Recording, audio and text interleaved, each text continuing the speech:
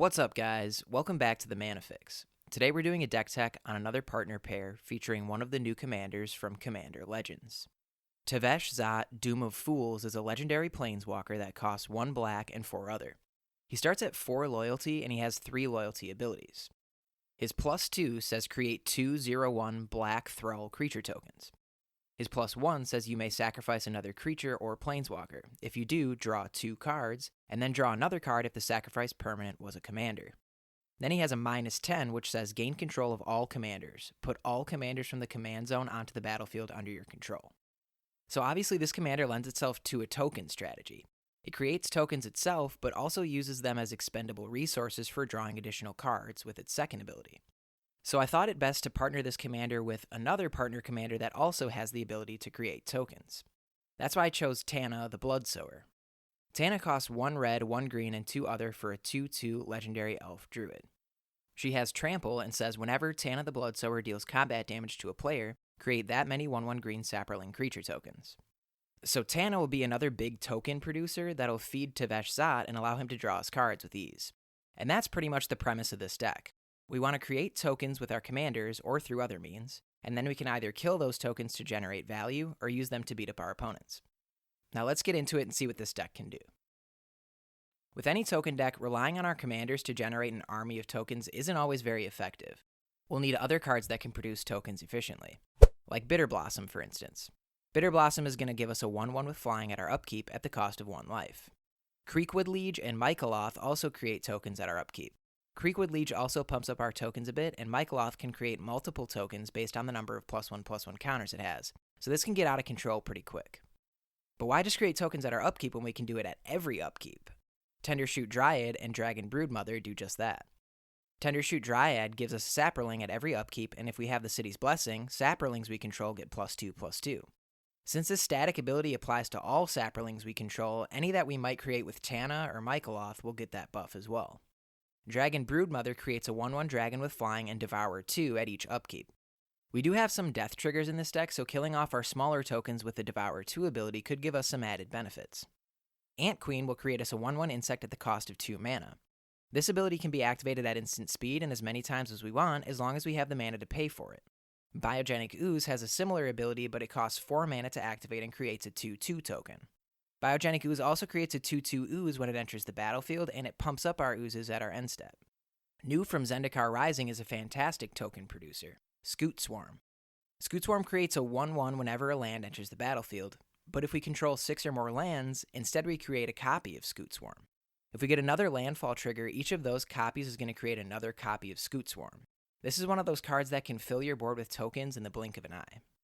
Grave Titan and Goblin Goliath are going to create tokens when they enter the battlefield. Grave Titan gives us 2/2/2 zombies when it triggers, and it also triggers when it attacks. When Goblin Goliath enters, it's going to give us a 1/1 goblin for each opponent we have, so that's usually going to be 3. We can also pay 1 red and 3 generic mana and tap Goblin Goliath to have our sources deal double damage to players this turn. So we can swing out with our massive token army, and after our opponent or opponents declare blockers, we'll activate this ability to decimate their life totals. Now, as with pretty much any token deck, to help with token production, we're running Parallel Lives and Doubling Season. These 2 cards will be common targets for the tutors in our deck because they are absolute powerhouses. These enchantments are going to double the number of tokens we're putting out, so our army is going to grow a lot faster. Doubling Season is particularly good though because not only does it double the number of tokens we put out, but it also doubles the number of counters we put on permanents, which includes planeswalkers such as our commander. Tevesh Szat would enter the battlefield with 8 loyalty as opposed to 4, and would be able to ultimate on the very next turn, which is potentially game-ending. Tevesh Szat isn't the only planeswalker we're running in this deck though. Nissa, Voice of Zendikar, is here for its synergy with token decks. Her +1 gets us a 0/1 plant token, her -2 puts a +1/+1 counter on all of our creatures, and her ultimate draws us cards and gains us life equal to the number of lands we control. Garruk, Cursed Huntsman, also creates tokens with his 0 ability. When one of these tokens dies, Garruk gets a loyalty counter. His -3 destroys a creature and draws us a card. Garruk's ultimate is a -6 ability, which is relatively easy to pull off considering he starts at 5. It gives us an emblem that says all of our creatures get +3/+3 and trample, which is huge in a token deck, and it can be possibly game-ending if we have enough creatures out. Groot can also ultimate the turn he comes out if we have Doubling Season out. Xenagos, the Reveler, is another great walker in this deck. His +1 ability adds an amount of red and or green mana equal to the number of creatures we control. So if we have a bunch of tokens out, this is going to give us loads of mana. His 0 ability creates a 2/2 satyr, and his ultimate gets us free creatures and lands from the top 7 cards of our library. This is again another ultimate ability that we can use right away with Doubling Season out. Liliana, Dreadhorde General, is the last of the Planeswalkers in this deck. She has a static ability that draws us a card whenever one of our creatures dies. Tokens are expendable, and we do have ways to kill them off in this deck to take advantage of that ability. Lily's +1 creates a 2/2 zombie, and then her -4 forces each player to sacrifice 2 creatures. This one is going to hurt a lot more for non-token decks, and it'll allow us to draw 2 cards from Liliana's static ability. The ultimate is essentially a one-sided board wipe, and this one, again, can be activated right away with Doubling Season. Another Planeswalker-related card in the deck is Evolution Sage. With this creature out, whenever we drop a land, we proliferate. That means any Planeswalkers on our side will get an additional loyalty counter. This also works with +1/+1 counters, and we do have a few creatures that deal with those as well. Now with all these tokens, we can afford to voluntarily kill some of them off for powerful effects, and that's why we're running a small Aristocrats package in this deck. I'm sure you'll be familiar with cards like Blood Artist, Zulaport Cutthroat, and even Bastion of Remembrance. Each of these cards has a life drain effect when one of our creatures dies. Then there's Fecundity, which draws us a card whenever one of our creatures dies. Dictate of Erebos also has a death trigger that forces each of our opponents to sacrifice a creature. This is great with a sack outlet, but even without one, if we're swinging into larger creatures with our tokens, this is either going to discourage our opponents from blocking, or it's going to force them to block and kill one of our creatures, meaning they'll have to sacrifice one of theirs. Korvold, Fey Cursed King, is a sacrifice outlet as well as a card draw engine. When he enters or attacks, we sacrifice a creature, and then when we sacrifice that creature, we draw a card and put a +1/+1 counter on Korvold. Other ways to sacrifice creatures in this deck include Ashnod's Altar and Phyrexian Arena, which can generate quite a bit of mana for us. We also have Goblin Bombardment, which allows us to sacrifice creatures and turn them into direct damage to any target. Yawgmoth has the ability to put -1/-1 counters on creatures when we sacrifice our own creatures with it.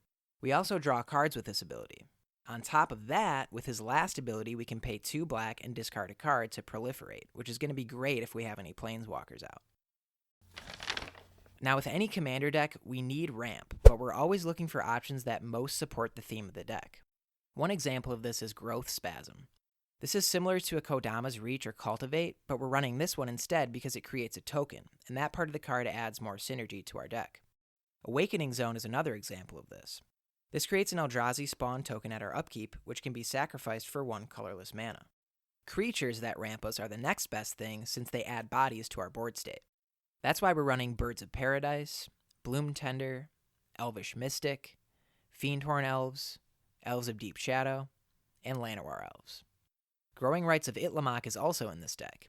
This enchantment is easy to transform in a token deck and is going to give us so much mana when it flips. Cryptolith Rite is one of those niche cards that can be really, really good, and this is the deck that it's really good in. This is a 2-mana enchantment that turns all of our creatures into mana dorks, and yes, that includes tokens. If we have, say, 10 1/1s, well, that's not that much damage, especially if our opponents have blockers. But if we can turn those 10 1/1s into 10 mana, now we're talking. Now, this definitely is not a turn 3 or 4 type of deck, so to keep our opponents from winning early on, removal is essential. Artifact Mutation is a removal spell that fits right in here. It can only target artifacts, but when it destroys an artifact, we create X 1/1 Saprolings, where X is that artifact's converted mana cost. Vandal Blast is also excellent removal for artifacts.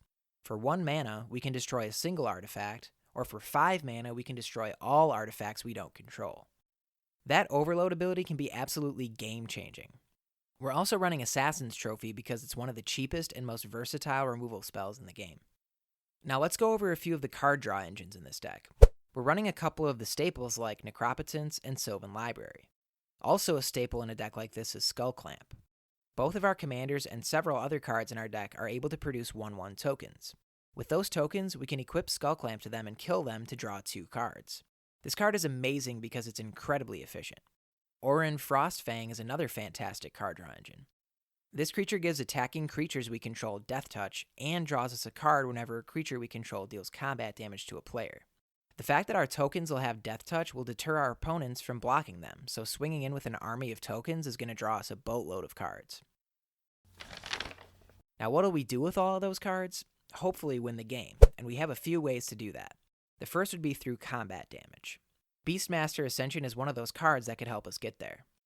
Once this has 7 or more quest counters, all of our creatures will get +5/+5, which is enough to wipe out the table with a big enough board state.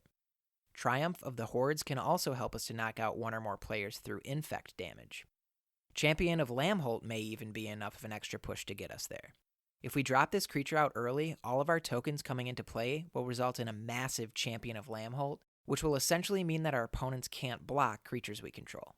The other way to win would be through Aristocrat-style damage, using cards like Perforos, God of the Forge, Impact Tremors, Goblin Bombardment, and Zulaport Cutthroat to repeatedly deal direct damage to our opponents.